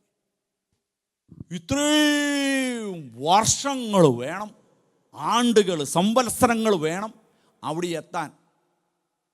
എന്ത് പ്രയോജനമാണ്? എന്ത് പ്രയോജനമാണ്? ജീവൻ്റെ കണിയെ കണ്ടുപിടിക്കപ്പെട്ടു. അല്ല ലിൻസി, ഞാൻ ന്യൂസ് എന്ന് എല്ലാവർക്കും കൊടുത്തേക്കണം, ഇന്ന് ഗ്രൂപ്പിലിട്ടു, എല്ലാവരും ഒന്ന് വായിക്കട്ടെ, ഒന്ന് അങ്ങനെയെങ്കിലും പത്രം വായിക്കട്ടെ. ഞാൻ ചിന്തിച്ച ചിന്ത പറയാം. പിതാവ് പുത്രനെ എല്ലാ നാമത്തിലും മേലായ നാമം കൊടുത്ത് അവനെ ഉന്നതികളിൽ ഇരുത്തിയിരിക്കുന്നു. സ്വർഗമുണ്ട്, സ്വർഗാദി സ്വർഗമുണ്ട്. ഏറ്റവും മുകളിലത്തേതാണ് അത്യുന്നതനായ ദൈവത്തിൻ്റെ വാസസ്ഥലം. അത്യുന്നതനായ ദൈവത്തിൻ്റെ വാസസ്ഥലത്തിൻ്റെ കീഴെയാണ് ഈ പ്രപഞ്ചവും അതിലുള്ള സകലതും. അല്ലെങ്കിൽ ഈ അഖിലാണ്ടത്തിൽ മുഴുവനുള്ളതും അത്യുന്നതനായ ദൈവത്തിൻ്റെ കീഴെയാണ്. അങ്ങനെയാണെങ്കിൽ കർത്താവ് താൻ ഗംഭീരനാദത്തോടും പ്രധാനദൂതൻ്റെ ശബ്ദത്തോടും ദൈവത്തിൻ്റെ കാഹളത്തോടും കൂടി ഇറങ്ങി വരുന്നത് എവിടെ നിന്നാണ്? 128 പ്രകാശവർഷം ദൂരെയുള്ള ഒരു ജനിതക കണിക കണ്ടവിടത്തിൽ നിന്നല്ല, അതിൻ്റെ മുകളിൽ നിന്ന്. എങ്ങനെയാ? സ്പ്ലിറ്റ് സെക്കൻഡും കൊണ്ട് ഇങ്ങോട്ട് വരികയാണ്. ജീവനോടെ ഇരിക്കുന്ന നാം പെട്ടെന്ന് രൂപാന്തരപ്പെടും, നമ്മൾ എടുക്കപ്പെടും. എവിടെയാ? ഈ 128 പ്രകാശവർഷം ദൂരെയുള്ള നക്ഷത്രത്തിൻ്റെ മേലെ നമ്മളെത്തും. അവിടെ നമ്മുടെ ക്രിസ്തുവിനോടുകൂടെ നമ്മൾ 7 വർഷം പാർക്കും. അതിനായിട്ട് വിളിക്കപ്പെട്ടവരോട് പോൾ പറയുകയാണ്, നിങ്ങൾ ഈ ലോകത്തിന് അനുരൂപരായി തീർന്ന് നന്മയും പ്രസാദവും പൂർണ്ണതയുമുള്ള ദൈവഹിതത്തെ നിങ്ങൾ വിട്ടുകളയരുത്. ഇന്ന് പകൽ എന്നെ കേൾക്കുന്ന ദൈവമക്കൾ പറയണം, കോടാനുകോടി യുഗങ്ങളുടെ പാറയായ ക്രിസ്തു എന്നെ ചേർപ്പാൻ വരുമ്പോൾ എനിക്കെടുക്കപ്പെടണം. സ്തോത്രം. കൊലോസ്യർക്ക് എഴുതിയ ലേഖനത്തിൽ പോൾ ഈ വിഷയത്തെ വീണ്ടും പറയുകയാണ്. ദൈവമക്കളെ, നിങ്ങളൊരു കാര്യം അറിയണം. ആദ്യം പോൾ പറയുകയാണ്, ദൈവത്തിൻ്റെ മനസ്സലിവ് ഞാൻ നിങ്ങളെ ഓർമ്മിപ്പിക്കാം. പോളിൻ്റെ ചിന്തയാണ് അത്. പോള് ധന്യനായ പൗലുസ്ലീഹ പറയുകയാണ്. പക്ഷെങ്കിൽ ഇവിടെ വേറൊരു വ്യക്തിയെക്കുറിച്ച് ആദ്യമായിട്ടൊന്ന് പറയുകയാണ്. നിങ്ങളിൽ ഒരുത്തനായ ക്രിസ്തയേശുവിൻ്റെ ദാസനായ എപ്പഫ്രാസ് നിങ്ങളെ വന്ദനം ചെയ്യുന്നു. നിങ്ങൾ തികഞ്ഞവരും ദൈവഹിതം സംബന്ധിച്ചൊക്കെയും പൂർണ്ണ നിശ്ചയവുമുള്ളവരായി നിൽക്കേണ്ടതിന്, എൻ്റെ ഭാഷയിൽ പറഞ്ഞാൽ നിലനിൽക്കേണ്ടതിന് അവൻ എപ്പോഴും നിങ്ങൾക്ക് വേണ്ടി പ്രാർത്ഥിക്കുന്നു എന്നല്ല, അവൻ നിങ്ങൾക്ക് വേണ്ടി യാബോക്കെന്ന കടവിൽ യാക്കോബ് പോരാടിയതുപോലെ ഒരു മൽപ്പിടുത്തം നടക്കുകയാണ്. നിങ്ങളിൽ ഒരുത്തനെ പോലും പൈശാചിക ശക്തികളുടെ ദൂതന്മാർ, ഏജന്റുകൾ ഇറങ്ങി ലോകത്തിന് അനുരൂപരായി തീരുവാൻ ഇടവരാതെ വണ്ണം അവൻ നിങ്ങൾക്ക് വേണ്ടി കുഞ്ഞാടിന്റെ രക്തത്താലുള്ളൊരു വലയം സംരക്ഷണമാക്കി നിങ്ങൾക്ക് വേണ്ടി പോരാടി പ്രാർത്ഥിക്കുന്നു.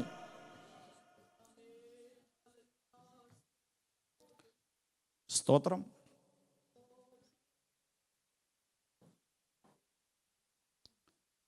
അതുകൊണ്ട് നിങ്ങൾ പറയണമേ, എന്നെ കേൾക്കുന്ന ദൈവജനത്തോട് ഞാൻ വിനീതമായിട്ട് പറയാം, ഏത് സാഹചര്യം എൻ്റെ ജീവിതത്തിൽ വരട്ടെ, അല്ലേ, ഏതെല്ലാം പൊസിഷനുകളും ഏതെല്ലാം സ്റ്റാൻഡേർഡുകളും ഏതെല്ലാം മാൻഷൻ ഹൗസുകളും ഏതെല്ലാം പ്രസ്റ്റീജ് ടൈപ്പുള്ള വാഹനങ്ങൾ ലഭ്യമാകട്ടെ, കർത്താവിനോട് പറഞ്ഞ സൃഷ്ടാവിനെ തള്ളിയിട്ട് സൃഷ്ടിയെ ഞാൻ ഭജിക്കത്തില്ല.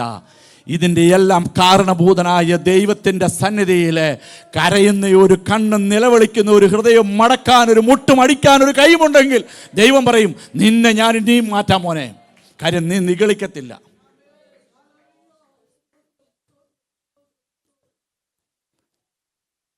എപ്പപ്രാസിൻ്റെ പ്രാർത്ഥനയിലൂടെ നമ്മൾ തിരിച്ചറിയേണ്ട മറ്റൊരു കാര്യം കൂടി ഞാൻ പറഞ്ഞിട്ട് ഞാൻ പ്രാർത്ഥിച്ചങ്ങ് അവിടെ നിർത്താം. അടുത്ത ആഴ്ച അതിൻ്റെ ഭാഗമെടുക്കാം. എപ്പപ്രാസ് പ്രാർത്ഥിക്കുവാണ്, നിങ്ങൾ തികഞ്ഞവരും ദൈവഹിതം സംബന്ധിച്ചൊക്കെയും പൂർണ്ണ നിശ്ചയമുള്ളവരായി നിലനിൽക്കേണ്ടതിന് വേണ്ടി അവൻ പ്രാർത്ഥനയിൽ നിങ്ങൾക്ക് വേണ്ടി സദാ എപ്പോഴും പോരാടുന്നു. എപ്പോഴും പോരാടുന്നു എന്ന് പറഞ്ഞാൽ പ്രാർത്ഥിക്കുന്നു എന്ന് എഴുതാമായിരുന്നു, പോരാടി പ്രാർത്ഥിക്കുന്നു എന്ന് എഴുതാമായിരുന്നു. ഇവിടെ പറയുകയാണേ, ഒരു കണ്ടിന്യൂസ് പ്രോസസ്സിൽ അവൻ നിൽക്കുകയാണ്. കൊലോസ്യയിലുള്ള ദൈവസഭയ്ക്ക് വേണ്ടി എപ്പപ്രാസ് എന്ന് പറയുന്ന പ്രാർത്ഥനാ മനുഷ്യന് വേറെ വിഷയങ്ങൾ പ്രാർത്ഥിക്കാനില്ലാഞ്ഞിട്ടല്ല, അവിടെ വിശുദ്ധന്മാരെന്നുള്ള ഒരു ഗണത്തിലുള്ള ജനത്തെ ഉപദ്രവിക്കുവാൻ പല ശക്തികൾ വരുമ്പോൾ അവർ ദൈവകൃപ വിട്ടുപോകാതിരിപ്പാൻ, ദൈവഹിതം സംബന്ധിച്ചൊക്കെയും അവർ പൂർണ്ണ നിശ്ചയമുള്ളവരായി തീരുവാൻ വേണ്ടിയിട്ട് അവൻ എപ്പോഴും നിങ്ങൾക്ക് വേണ്ടി പ്രാർത്ഥനയിൽ പോരാടി പ്രാർത്ഥിക്കുക.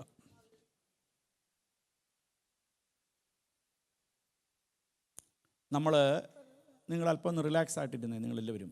നമുക്ക് പ്രാർത്ഥനയുടെ പല തലങ്ങൾ അറിയാം അല്ലേ അച്ഛാ? നമുക്കൊക്കെ പ്രാർത്ഥനയുടെ പല ലെവലുകൾ അറിയാം. ഇപ്പം എന്നെയും അച്ചാനെയും പോലെ, അല്ലെങ്കിൽ ഞങ്ങളെ ഇച്ചിരി പിള്ളേർ ഉള്ളവരാണെങ്കിൽ അവർ വെളിയിലൊന്ന് പോയി മടങ്ങി വരുന്നതിനും വരെ ചങ്കിനകത്തൊരു തീയ അല്ലേ? തീയ, സ്തോത്രം, തീയ. സഹോദരിമാർ ഇവിടെ അത്ര ഇല്ല, എന്നാലും ഞാൻ പറയാം, സഹോദരങ്ങൾ ഏറ്റവും പ്രാർത്ഥിക്കുന്ന എപ്പോഴാണെന്നറിയാവോ? നിങ്ങൾ ഇവിടെ നിന്ന് ലണ്ടന് പോകാനും നിങ്ങൾ പ്ലാൻ ചെയ്യും, പ്ലാനിങ്ങിലൊന്നും പ്രാർത്ഥിക്കത്തില്ല, വണ്ടിയെ കയറിയതൊരു പ്രാർത്ഥനയുണ്ട്. എൻ്റെ ഉടയവനും എൻ്റെ രക്ഷിതാവും എൻ്റെ വീണ്ടെടുപ്പുകാരനും എൻ്റെ കാവൽക്കാരനുമായ എൻ്റെ ദൈവമേ, എൻ്റെ സ്ഥിതിയൊക്കെ അറിയാമല്ലോ. ഇടത്തോട്ടെന്ന് പറഞ്ഞാൽ റൈറ്റ് തിരിയും, വലത്തോട്ടെന്ന് പറഞ്ഞാൽ ഞാൻ ലെഫ്റ്റ് തിരിയും. ഗൂഗിൾ എങ്ങാനും നിന്ന് പോയാൽ തീർന്നു. അതൊക്കെ പോട്ടെ, പോണ വഴിക്ക് ഒരു ആക്സിഡൻറ്റ് കാണുമ്പോൾ അല്ലേ ഏറ്റവും പ്രാർത്ഥിക്കുന്ന ഒരു ഏരിയ ഡ്രൈവിങ്ങിന് വേണ്ടിയിട്ട് ഇറങ്ങുമ്പോൾ. സഹോദരിമാരും ഇതുപോലെയാണ്. സ്തോത്രം. എൻ്റെ വൈഫൊക്കെ ആദ്യം 2003 ഡ്രൈവ് ചെയ്യാൻ തുടങ്ങി. അവൾ ആ കാലത്ത് ലൈസൻസ് 2003. അപ്പോൾ പ്രാർത്ഥിക്കുന്ന കേട്ടിട്ടുണ്ട്, എൻ്റെ എതിർവശത്ത് വണ്ടി പോലും വരരുതേ എന്നാ. എൻ്റെ എതിർവശത്ത് വണ്ടി വരരുത്. ഞാൻ വന്നിട്ടുണ്ട് അതിനിട്ട് കൊണ്ട് ഇടിക്കുമെന്ന് ഞാൻ. കാരണം അത് നോക്കിയായിരിക്കും ഞാൻ ഓടിക്കുന്നതെന്ന്. സത്യമാണ്. നീ മാഞ്ചസ്റ്റർ സഹോദരിമാർ ഇപ്പോഴും പ്രാർത്ഥിക്കുന്നുണ്ട്, ഞങ്ങളുടെ വഴിയാത്രയിൽ എൻ്റെ ഡ്രൈവിങ്ങിൻ്റെ ഇടയിൽ കർത്താവേ ഓപ്പോസിറ്റ് വണ്ടി വരരുതേന്ന്. നിങ്ങൾ പ്രാർത്ഥിച്ചിട്ടില്ലെന്നൊന്നും പറയരുത്. ഡ്രൈവിംഗ് ടെസ്റ്റിന് പോയപ്പോൾ ഇതൊക്കെ പ്രാർത്ഥിച്ചല്ലേ? ഇരിക്കുന്ന ഇരിപ്പുണ്ട്, അതൊന്നും പ്രാർത്ഥിക്കാത്തവരെ പോലെയാണ്. ഡ്രൈവിംഗ് ടെസ്റ്റിന് പോയെന്ന് പ്രാർത്ഥിച്ചാൽ കർത്താവേ ഇന്ന് ട്രാഫിക് ജാമുകൾ വരരുത്, ഇന്ന് സ്കൂള് പിള്ളേരൊന്നും വഴിയിലിറങ്ങി നടക്കരുത്, എതിർ ദിശയിൽ നിന്ന്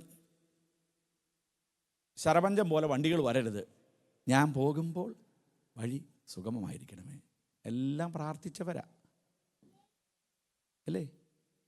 പ്രാർത്ഥിച്ചവരാ. കർത്താവിന് ആ പ്രാർത്ഥന വീണ്ടും വേണം. ഞാൻ എപ്പോഴും പറയുന്ന ഒരു പദം ദൈവമക്കളെ നിങ്ങളോട് പറയാം. ആരാധിച്ചാണ് നീ വിടുതൽ പ്രാപിച്ചതെങ്കിൽ നീ ആരാധിച്ചോണമേ. പിശാചാദ്യം മുടക്കുന്നതിൻ്റെ ആരാധനയാണ്. നീ കരമടിച്ച് നേടിയതാണെങ്കിൽ ഇംഗ്ലണ്ടിൽ വന്ന് സ്ഥിതി മാറിയപ്പോൾ നീ കരമടിക്കാതിരിക്കുന്നത് പൈശാചിക തന്ത്രമാണ്. നീ ഉപവസിച്ചാണ് വിഷയങ്ങളെ നേടിയതെങ്കിൽ നിൻ്റെ ഉപവാസത്തിൻ്റെ സമർപ്പണത്തെ പിശാച് ആദ്യം ബ്ലോക്ക് ചെയ്യും. നീ കരഞ്ഞ് നിലവിളിച്ച് ദൈവത്തിൻ്റെ നിലമ്പാട് വീണ് പ്രാപിച്ചതാണെങ്കിൽ അങ്ങനെയുള്ള നിലയിലൊന്നും പ്രാർത്ഥിച്ചത് കൊണ്ട് ഉള്ള നല്ലെന്നുള്ള ഒരു ഫോൾസ് ടീച്ചിങ് നിൻ്റെ ഉള്ളിൽ കൊണ്ടിടും. നിങ്ങൾക്ക് മടങ്ങി വരാൻ തയ്യാറാണോ? നിങ്ങളെ ശുശ്രൂഷിക്കുന്ന ശുശ്രൂഷകൻ എന്നുള്ള നിലയിൽ എനിക്ക് താല്പര്യമാണ്. സ്തോത്രം. എനിക്ക് താല്പര്യമാണ് നമ്മൾ നന്മയും പ്രസാദവും പൂർണ്ണതയുമുള്ള ദൈവഹിതം തിരിച്ചറിയണം. ഞാൻ ഇച്ചിരിയുടെ മുമ്പോട്ടൊന്ന് പോട്ടെ. അപ്പം നമ്മൾ നമ്മുടെ പ്രാർത്ഥനകളുടെ നിലകളുണ്ട്. അപ്പോൾ പിള്ളേരൊക്കെ ഒന്ന് പോയിരിക്കും. എൻ്റെ കുഞ്ഞുങ്ങളൊക്കെ യൂണിവേഴ്സിറ്റിയാണ്, അവർ രാത്രിയിൽ വണ്ടി എടുത്തൊക്കെ പോകാറുണ്ട്. എന്നോട് പറയും യൂണിയിൽ പോകണം, 2 മണിക്ക് തിരിച്ചെത്തുള്ളൂ എന്നൊക്കെ പറയും. അപ്പോൾ ആദ്യ കാലത്തൊക്കെ ഞാൻ പുറകെ പോകും. പോക്കോളാൻ പറയും. ഇവൻ എങ്ങോട്ടാണ് പോകണമെന്ന് അറിയാൻ വേണ്ടി നമ്മൾ പുറകെ വേറെ വണ്ടി എടുത്ത് പോകും, കയറി ഇരിക്കും, അവിടെ കിടക്കും. നമ്മുടെ പിള്ളേരെക്കുറിച്ചുള്ള നമ്മുടെ വിശ്വാസം അതാ. പിന്നെ ബോധ്യമായി ഇതൊക്കെ നേരാണെന്ന്. തിരിച്ചു വരുന്നിടം വരെ ഉണ്ടല്ലോ, ഈ എൻ്റെ ഭാര്യ ഇങ്ങനെ ഞാനൊന്നും തിരിഞ്ഞിടക്കും ചോദിക്കും, ഉറങ്ങിയില്ലല്ലേ? നമ്മളിങ്ങനെ രക്തം ജയം, രക്തം ജയം, രക്തം ജയം. ആരൊക്കെയോ നമ്മൾക്ക് വേണ്ടി ഇടിവിൽ നിന്ന് കരഞ്ഞായിരുന്നു. ആരൊക്കെയോ നമ്മൾ ഉഴപ്പി നടന്നിയപ്പോൾ, നമ്മൾ ചുരുണ്ടുകൂടി കടന്നപ്പോൾ ചിലർ എഴുന്നേറ്റിരുന്ന് പ്രാർത്ഥിച്ചു.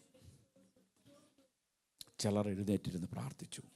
കൊലോസ്യ ദൈവസഭയോട് പോൾ പറയുകയാണ്, എപ്പപ്രാസ് പ്രാർത്ഥനയിൽ നിങ്ങൾക്ക് വേണ്ടി എപ്പോഴും പോരാടുന്നു. ദൈവമക്കളെ, അമ്മമാരെ, ഞാൻ നിങ്ങളോട് വിനീതമായിട്ട് പറയാം, ഈ ഭൂമിയിൽ നിങ്ങൾ നിങ്ങളുടെ മക്കൾക്ക് വേണ്ടി പ്രാർത്ഥിക്കുന്നിടത്തോളം, പ്രാർത്ഥിക്കുന്നത് പോലെ, പ്രാർത്ഥിപ്പാൻ നിങ്ങൾ എടുക്കുന്ന ഭാരത്തെ പോലെ ഈ ഭൂമിയിൽ ഒരു വ്യക്തി എടുക്കത്തില്ല. നിങ്ങൾക്ക് ലഭിച്ചിരിക്കുന്ന വരമാണ് നിങ്ങളുടെ തലമുറയ്ക്ക് വേണ്ടി പ്രാർത്ഥിപ്പാൻ. സ്തോത്രം. ഇന്ന് എനിക്കറിയത്തില്ല അത്രയും ഡീറ്റെയിൽ ആയിട്ട് തലമുറകൾക്ക് വേണ്ടി കരയുന്ന ദൈവമക്കൾ ഇതിനകത്തുണ്ടെങ്കിൽ ഞാൻ നിങ്ങളോട് ഒരു ഉപദേശം പറയാം. നിങ്ങൾ തലമുറകൾക്ക് വേണ്ടി കരയാൻ തുടങ്ങും. എനിക്കൊരു തലമുറയെ ലഭ്യമായാൽ, ഹന്ന ഉപയോഗിച്ച പദങ്ങളങ്ങ് വരണം, ഞാൻ അവന് ദൈവത്തിന് നിവേദ്യമായി സമർപ്പിക്കും. ദർശനം നഷ്ടപ്പെട്ട ഏലിയെ കണ്ടപ്പോൾ സകലരും കുറ്റപ്പെടുത്തിയപ്പോൾ ഹന്ന പ്രാർത്ഥിച്ചു, ഇസ്രായേലിനൊരു ന്യായപാലകനെ വേണം, ഇസ്രായേലിനൊരു ന്യായപാലകനെ വേണം, ഒരു ന്യായാധിപനെ വേണം, ഒരു പ്രവാചകനെ വേണം. ഹന്നയുടെ പ്രാർത്ഥനയെ ദൈവം കേട്ടു. ഹന്നയുടെ മകൻ വളർന്നത് ഹന്നയുടെ വീട്ടിലല്ല, ഏലിയുടെ പുത്രന്മാരായിരിക്കുന്നവരെ കുറിച്ച് പറഞ്ഞ് നീചപുത്രന്മാരായിരിക്കുന്ന രണ്ടുപേരുണ്ട്, ഹിനവാസും ഓഫ്നി. ഇവന്മാരോടുകൂടെ വളർന്നു.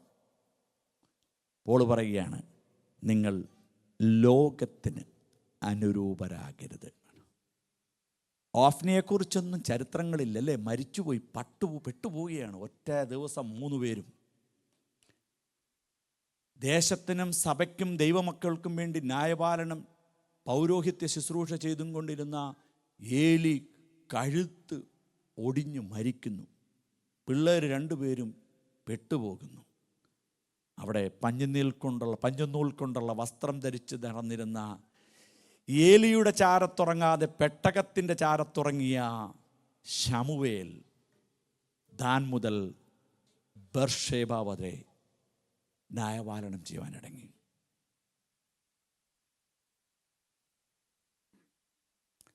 നിങ്ങൾ എപ്പപ്രാസിനെ പോലെ പ്രാർത്ഥനക്കാരായിത്തീരണം. കരടിക്കാത്ത വ്യക്തികളെയൊക്കെ കണ്ടു നോക്കി വെക്കണം. ആ വ്യക്തിക്ക് വേണ്ടി നിങ്ങൾ മുട്ടുമടക്കണം. അവൻ ഗുണം വരത്തില്ലെന്നല്ല പറയേണ്ടത്, അവൻ ശരിയാകത്തില്ലെന്നല്ല പറയേണ്ടത്. ദൈവമേ, ആ വ്യക്തിയുടെ മേൽ ഒരു ദൈവപ്രകാശമുണ്ടാകണം. നാഥാൻ തെറ്റ് ചെയ്തിട്ട് നിൽക്കുകയാണ്, ദാവീദ് തെറ്റ് ചെയ്തിട്ട് നിൽക്കുകയാണ് നാഥാൻ്റെ മുമ്പിൽ. അതുകൊണ്ട് ഞാൻ പ്രാരംഭത്തിൽ പറഞ്ഞത്, അനേക സങ്കീർത്തനങ്ങൾ ദാവീദ് അവിടെ എഴുതിയായിരുന്നു. ആരാധനാ ഗീതങ്ങളാണ് എഴുതിയത് മുഴുവൻ. ആരാധനയെങ്കിൽ നമ്മൾക്ക് ദൈവസന്നിധിയിലുള്ള പാപബോധത്തെ ഉണർത്തത്തില്ല ആരാധന. അത് ആരാധനയുടെ ഒരു ഘടകം. ഞാൻ അതിൻ്റെ ഒരു ഉദാഹരണം സിമ്പിളായിട്ട് പറയാം.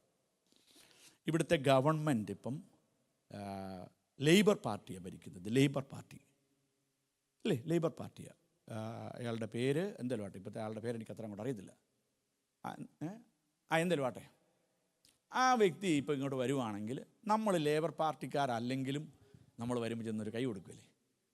ഇപ്പം എല്ലാവരോടും ഒരു ലീഡർ എന്ന് പറയാം, ഒന്ന് ഹായ് പറയാൻ പറഞ്ഞാൽ നമ്മളെല്ലാം കൂടെ ശബ്ദം ഉയർത്തി ഹായ് പറയില്ലേ? അല്ലെ കിങ് വരുവാന്ന് വിചാരിക്കുക, ചാൾസ്, പുള്ളിയുടെ പേരെനിക്കറിയാം. നമുക്ക് വലിയ താല്പര്യമൊന്നും ഇല്ലെങ്കിലും ഇല്ലേ? പിണറായി വിജയനെ താല്പര്യമുള്ളവരുമുണ്ട്, താല്പര്യമില്ലാത്തവരുമുണ്ട് ഇതിനകത്ത്. ഉമ്മൻചാണ്ടിയോട് താല്പര്യം ഉള്ളവരും ഇല്ലാത്തവരും ഉണ്ടായിരുന്നു. പോകുമ്പോൾ ഹായ് എന്ന് പറയാറില്ലേ? സച്ചിൻ ടെണ്ടുൽക്കറിനെ താല്പര്യമുള്ളവരും ഉണ്ട്, താല്പര്യമില്ലാത്തവരും ഉണ്ട്. പക്ഷേ ക്രിക്കറ്റ് കളത്തിൽ ഇറങ്ങുമ്പോൾ പുള്ളിക്ക് ഹായ് ഹായ് ജയ വിളിക്കുക എല്ലാവരും തയ്യാറാണ്. പുള്ളിയുടെ താല്പര്യമൊന്നും ഉണ്ടായിട്ടല്ല. ആരാധന എന്ന് പറയുന്നത് നിയമിക്കപ്പെട്ട ദൈവമക്കൾ എല്ലാവരും ആരാധിച്ചിരിക്കും. ആരാധനയിൽ പാപബോധം വരത്തില്ല. നീ ആരാധിക്കുവാൻ വേണ്ടി വിളിക്കപ്പെട്ടവരാകിയാൽ ആരാധിച്ചേ പറ്റുകയുള്ളൂ. സ്തോത്രം. അപ്പന്മാർ മക്കളൊക്കെ നല്ല സാധനങ്ങൾ മേടിച്ചു കൊടുക്കുമ്പോൾ ചിലപ്പോൾ പിണക്കമാണ്. നല്ല സാധനങ്ങളൊക്കെ വാങ്ങിച്ചു കൊടുക്കും, പിണക്കമുണ്ട്. പക്ഷെങ്കിൽ ഈ വചന ശുശ്രൂഷയിൽ നമുക്ക് മാനസാന്തരം വരും. വചന ശുശ്രൂഷയിൽ നമ്മൾക്ക് സുബോധമുണ്ടാകും. അതുകൊണ്ട് ഇന്ന് നിങ്ങൾ മറ്റുള്ളതെല്ലാ ബിസിനസ്സുകളും വിട്ടിട്ട് ആരാധിക്കാത്ത മാഞ്ചസ്റ്റർ സഭയോരാണ് ഉറങ്ങുന്നവരെയൊക്കെ കാണിക്കാം. ഉറങ്ങുന്നവരെ അല്ലെങ്കിൽ പ്രാർത്ഥിക്കാത്തവരെ എല്ലാം കാണാം. ഇപ്പം ലിനു ബ്രദറാണ് ഇവിടെ നൈറ്റ് പ്രെയർ ലീഡ് ചെയ്യുന്നത്. ഞാനും സുജയ് മിക്ക ദിവസം കയറാറുണ്ട്. ഒന്ന് ഞാനോ അല്ലെങ്കിൽ അവളോ കയറും. ഞങ്ങൾ ഡ്രൈവിങ്ങിലൊക്കെ ആയിരിക്കും, പക്ഷെ ഒന്ന് കയറും. ഞാൻ കയറുമെന്ന് പറഞ്ഞതിൻ്റെ സാരം കൂടെ പറയാം. ഇപ്പം ഞാൻ കയറി, അപ്പോൾ എല്ലാവരും പ്രാർത്ഥിക്കുന്നു. പിറ്റേ ആഴ്ച ഞാനിവിടെ വന്ന് ശുശ്രൂഷിക്കുക. അപ്പോൾ ജിജോ എന്നോടൊന്ന് പറയുകയാണ്, ഇന്നൊരു വിഷയത്തിൽ പ്രാർത്ഥിക്കണമെന്ന്. എൻ്റെ മനസ്സിൽ കൂടെ ആദ്യം പോണ പിക്ചർ എന്നായിരിക്കും, എടാ പ്രാർത്ഥനയ്ക്കായിട്ട് ഒരു കൂട്ടം നൈറ്റിൽ എഴുന്നേൽക്കുന്നുണ്ട്, അവിടെ നിനക്ക് സമയമില്ല. ഈ ലിവർപൂളിൽ നിന്ന് ഇവിടെ വരെ 1.25 മണിക്കൂർ വണ്ടി ഓടിച്ച് വന്ന് ഞാൻ പ്രാർത്ഥിക്കണോ? അല്ലേ? നിങ്ങൾ മാഞ്ചസ്റ്ററിൽ പറയത്തില്ല 4 പേരൊക്കെ നൈറ്റ് പ്രെയർ കയറുള്ളൂ. കാര്യം ഞാൻ മിണ്ടരുതെന്ന് പറഞ്ഞത് നൈറ്റ് പ്രെയറിൻ്റെ കാര്യം. ആവശ്യമുള്ളവൻ പ്രാർത്ഥിക്കട്ടെ, ഐക്യതയുള്ളവർ പ്രാർത്ഥിച്ചാൽ മതിയെന്നേ. ഈ വെളിപ്പാടിലാണ് എപ്പപ്രാസ് പ്രാർത്ഥിക്കുന്നത്. നമ്മൾ ഉഴപ്പിയപ്പോഴും ദൈവം നമ്മളെ അനുഗ്രഹിച്ചു. ഞാനൊരു പദം പറഞ്ഞങ്ങ് പ്രാർത്ഥിച്ച് നിർത്താം. ഈ ജനത്തിൻ്റെ കരച്ചിൽ ഞാൻ കേട്ടു. അവരുടെ നിലവിളി ഞാൻ കണ്ടു. ഞാൻ അവർക്കായി ഇറങ്ങി വന്നിരിക്കുന്നു. ദൈവം തൻ്റെ ജനത്തെ മറക്കാത്തതിനാൽ നാളുകൾ നീണ്ടപ്പോൾ നമ്മൾ ഓർത്തു ദൈവം നമ്മളെ മറന്നെന്ന്. ഊഴിയ വിചാരകന്മാരാലുള്ള പീഡ വർദ്ധിച്ചപ്പോൾ ഇസ്രായേൽ മക്കൾ കരഞ്ഞപ്പോൾ സർവശക്തനായ ദൈവം മോശയെ ഒരുക്കി. ഈ ജനം ഒരു വിശേഷതയുള്ള ജനമാണ്. ഈ ജനം ഒരു വിശേഷതയുള്ള ജനമാണ്. കാര്യം അവരുടെ ജനനമൊക്കെ നമ്മൾ മോശയുടെ ജനനമൊക്കെ വായിച്ചാൽ മതി. അല്ലെങ്കിൽ എത്ര പേരാണ് മിസ്രൈമിലേക്ക് പോയത്, എത്ര പേരായിട്ട് അവർ തിരിച്ചു വരുന്നു. വർദ്ധിപ്പിക്കുകയാണ് ദൈവം, അവരെ വർദ്ധിപ്പിക്കുക. 70 പോയി 40 ലക്ഷമായി മടങ്ങി വരുന്നു. 72 പഠിപ്പിച്ചിട്ടുണ്ട്, പോട്ടെ. 40 ലക്ഷമായി മടങ്ങി വരുന്നു. ഈ ജനത്തെക്കുറിച്ച് ദൈവം പറയുകയാണ്, ഇവർ എൻ്റെ ജനമാണ്.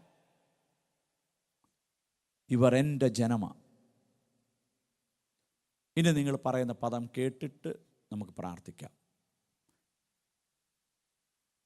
എന്നാൽ 40 ആണ്ട് എനിക്ക് ആ ജനത്തോട് നീരസമായിരുന്നു.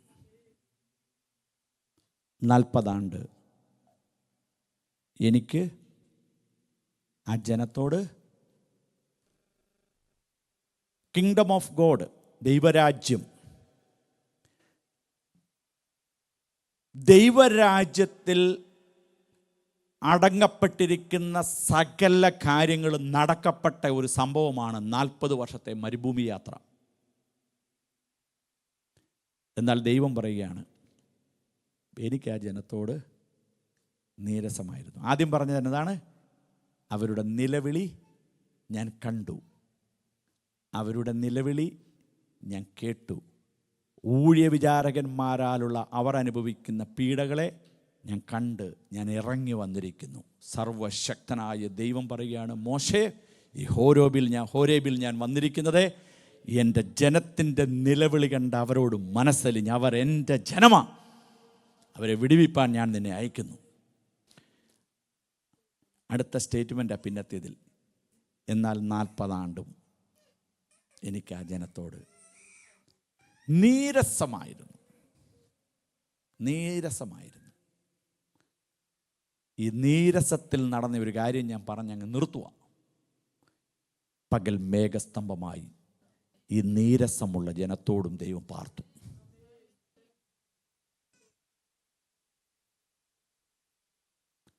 രാത്രി അഗ്നിസ്തംഭമായി നീരസം എന്ന് പറഞ്ഞാൽ ടിപ്പിക്കൽ മലയാള ഭാഷയിൽ പറഞ്ഞ പിണക്കമുള്ള ജനത്തോടുകൂടെ ദൈവം പാർത്തു. ഈ നീരസമുള്ള ജനം ചെങ്കടൽ കടന്നപ്പോൾ മുമ്പിൽ പോയ ദൂതൻ അവരെ ദാൻ ഗോത്രത്തെ ആക്രമിക്കുമെന്ന് ഭയന്ന് പിൻപിലേക്ക് പോയി. ഈ നീരസമുള്ള ജനത്തിന് ഗിൽഗാൽ വരെ കാടപ്പക്ഷിയും മന്നയും ദൈവം പൊഴിച്ചു കൊടുത്തുകൊണ്ടിരുന്നു. ഈ നീരസമുള്ള ജനം പല രാജാക്കന്മാരെയും കീഴ്മേൽ മറിച്ചു. ദൈവത്തിന് പ്രീതിയില്ലാത്ത ഈ കൂട്ടം സ്വർഗത്തിലെ ദൈവത്തിൻ്റെ ഭക്ഷണമായിരിക്കുന്ന മന്ന ഭക്ഷിച്ചും കൊണ്ടിരുന്നു. എപ്പഫ്രാസ് നിങ്ങൾക്ക് വേണ്ടി പോരാടി പ്രാർത്ഥിക്കുന്നു. പൗലോസ് മറ്റൊരു ഭാഗത്ത് പറയുന്നുണ്ട്, നമ്മുടെ പിതാവ് പൂർണ്ണതയുള്ളവനായിരിക്കുന്നത് പോലെ നിങ്ങളും സൽഗുണപൂർത്തിയുള്ളവരായിരിപ്പീൻ. എവിടെയൊക്കെയോ ആരൊക്കെയോ നമ്മൾ അറിയാത്തവിടത്ത് അല്ലെങ്കിൽ നമ്മൾ അറിയുന്നവിടത്ത് നമ്മൾക്ക് വേണ്ടി മുട്ടുമടക്കുന്നു.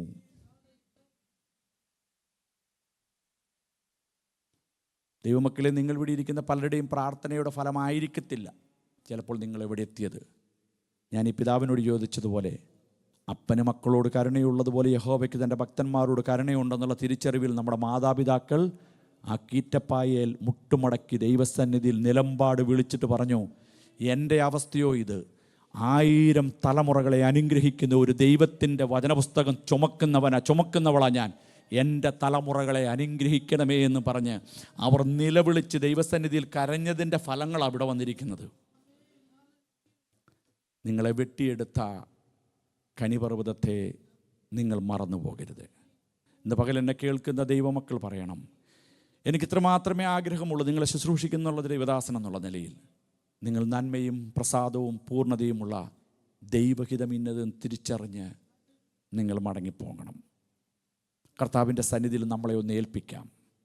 സ്തോത്രം, സ്തോത്രം, സ്തോത്രം. കർത്താവിനോട് പറയാം, അങ്ങയ്ക്ക് നീരസമുള്ളപ്പോഴും അങ്ങയ്ക്ക് പ്രതികൂലം. പത്രോസിനെ കുറിച്ച് പറയുന്നത്, പിശാച് നിന്നെ ഗോതമ്പ് പാറ്റുന്നത് പോലെ പാറ്റാൻ എൻ്റെ അടുത്ത് വന്നായിരുന്നു. എന്നാൽ നിൻ്റെ വിശ്വാസം പോയി പോകാതിരിപ്പാൻ ഞാൻ നിനക്ക് വേണ്ടി പ്രാർത്ഥിച്ചും കൊണ്ടിരുന്നു. പ്രാർത്ഥിപ്പാൻ വരം ലഭിച്ച ദൈവമക്കൾക്കായി ഞാൻ എൻ്റെ ദൈവത്തിന് സ്തോത്രം പറയുകയാണ്. നിലവിളിപ്പാൻ ദൈവസന്നിധിയിൽ വരം ലഭിച്ച ദൈവമക്കൾക്കായി സ്തോത്രം. പരിശുദ്ധ ദൈവമേ, നിത്യനായ ഞങ്ങളുടെ കർത്താവേ, ഇന്ന് പകൽ ഞങ്ങൾ ദൈവഹിതം സംബന്ധിച്ച് ചില കാര്യങ്ങളൊന്ന് കേട്ടു മടങ്ങിപ്പോകുന്നു. ഞങ്ങൾ ഈ ലോകത്തിന് അനുരൂപരായി പോകരുതേ, മറ്റുള്ളവൻ്റെ അനുഗ്രഹമാകരുതേ. ഞങ്ങളുടെ പ്രാർത്ഥനയുടെ ബേസ് ഞങ്ങൾ ദൈവഹിതത്തിനായിട്ട് ഞങ്ങളെ തന്നെ ഏൽപ്പിക്കുന്നു. ഈ ജനത്തെ അങ്ങയുടെ ഒരു അഭിഷിക്തനെന്നുള്ള നിലയിൽ പിതാവ് പുത്ര പരിശുദ്ധാത്മാവാം ത്രിയേക ദൈവത്താൽ അനുഗ്രഹിക്കുന്നു. മറ്റുള്ള എന്തിനേക്കാളും ഇവർ ദൈവഹിതം സംബന്ധിച്ചൊക്കെയും പൂർണ്ണ നിശ്ചയമുള്ളവരായി തീരട്ടെ. മുഴുമഹത്വവും കർത്താവിന് അർപ്പിക്കുന്നു. പ്രാർത്ഥന കേൾക്കും യേശുക്രിസ്തുവിൻ ധന്യമുള്ള നാമത്തിൽ തന്നെ.